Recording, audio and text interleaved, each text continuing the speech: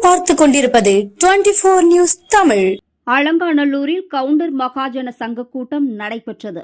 மதுரை மாவட்டம் அலங்காநல்லூர் கவுண்டர் மகாஜன சங்கத்தின் மகாசபை கூட்டம் அங்குள்ள தனியார் திருமண மண்டப வளாகத்தில் சங்க தலைவர் விஜயன் தலைமையில் நடந்தது.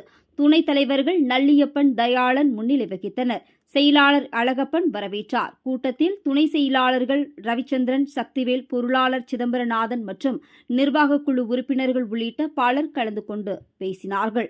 கூட்டத்தில் மதுரை, திண்டுக்கல், தேனி மாவட்ட நிர்வாகிகள் பங்கேற்றனர். கூட்டத்தில் வரவு செலவு உள்ளிட்ட பல தீர்மானங்கள் நிறைவேற்றப்பட்டன. முன்னதாக 10ஆம் வகுப்பு, 12ஆம் வகுப்புகளில் அதிக மதிப்பெண் பெற்று முதல் 3 இடங்களை பிடித்த மாணவ மாணவிகளுக்கு சான்றிதழும் பணமும் கேடயமும் பரிசுகளாக வழங்கப்பட்டது.